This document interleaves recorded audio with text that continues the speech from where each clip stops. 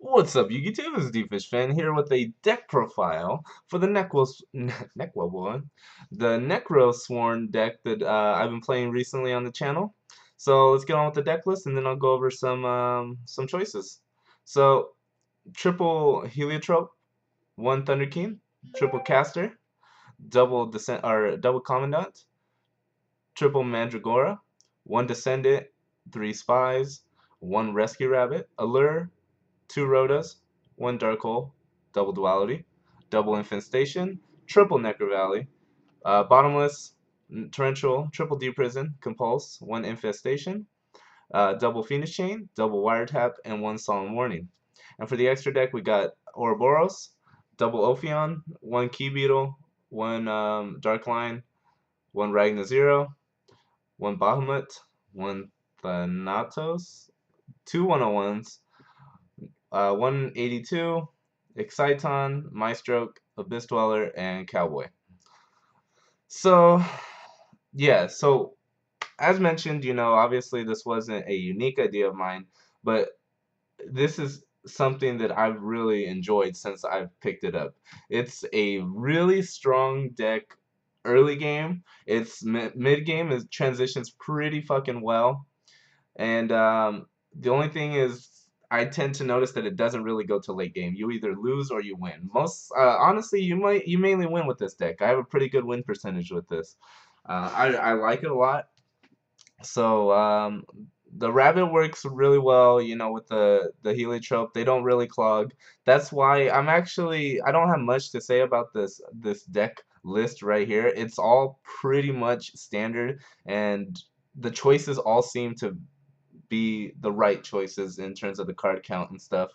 The only one I was considering taking out was the infestation because it was a dead draw. I would say 60% of the time it's probably a dead draw. But there are those times when you have the heliotrope. And you need it back in your deck if you don't have rabbit, or even you don't really want this card for the most part in most situations. So getting it back in the deck, being able to get a Mandragora or a caster to allow for an extra normal summon is really, really huge when you can actually get the effect off. So when you get, I guess in final about this card is when you get it off, it's pretty fucking good. When you're not able to utilize it, it's pretty fucking bad. So it's one of those cards in this deck. Nonetheless, I can see why it's in here, so I'm gonna leave that as it is for now. But I'll definitely keep you guys updated, keep an eye on it. So something else I wanted to talk about. What was it? Oh, the Gravekeeper engine, triple spy, one descendant, and two commandants seems to be the perfect ratio. Obviously, you want spy as much as possible because it gives you that +1 field presence. Descendant, just the one descendant is really good because it deals with the problem cards that you can't get over, by other means. So you have to pop it. And hey, I set a level 4, and whenever it's flipped, I get to pop something pretty much. So that's why he's really good. Two commandants is also pretty consistent. Three would have been more so for Necro Valley, but you got to remember you have more in here than just Necro Valley. If it was GKs, of course you would run three because you need the Necro Valley out there. But in here, don't get me wrong, Necro Valley is amazing in here. It's if you have it on the field, that adds so much more to your pressure that you have on your opponent. But you can get away with it. You can get away with having the Ophion 3 back row. That's totally fine. You can live with that. So two is really good. One, obviously, you don't really want to run because you probably wouldn't see it very often.